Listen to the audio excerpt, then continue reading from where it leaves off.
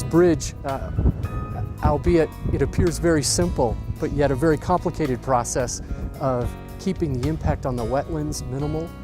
We were looking for a good, environmentally sound and view-friendly way to bridge two of our facilities that are close together. The bridge is actually supported on steel helical piers that are rotated into the ground, made out of steel, so very little environmental impact on the wetlands that we're building the bridge across. And one of the most exciting things for us is at the end of the day, with the helical piers that Mike Willis installed, there's virtually very small. Do you remember off the top of your head the square feet of impact? Technically less than 1 square foot for the entire bridge, which is about 150 feet long.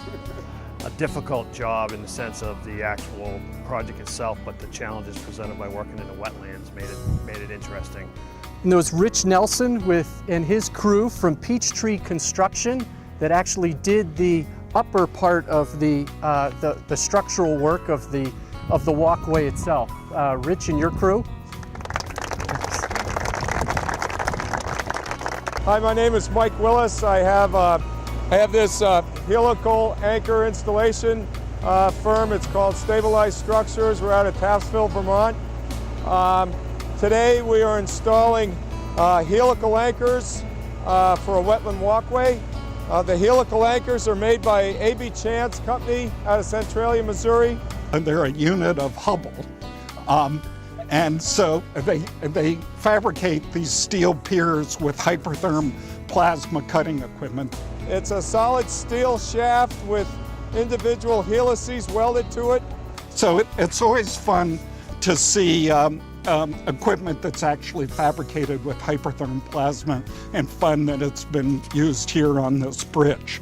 The anchors are designed based upon classic end-bearing pile theory. The torque that's applied to advance them has been correlated to bearing capacity, and so we're monitoring the torque applied as they're being introduced into the ground. They're being advanced. The pieces we're using today are a double helix configuration on the lead shaft section, and we have 5-foot extensions that we're adding to them as needed.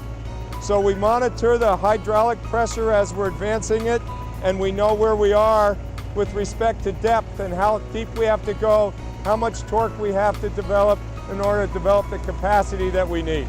The advantage of these anchors in a wetland environment like this is that there's no excavation. I'm using a small, very small rubber-tracked piece of equipment. There's no concrete to pour. As you can see, the anchors that have already been installed, there's little or no disturbance. We're doing it on a frozen ground, and we'll be in and out of here within a couple of days.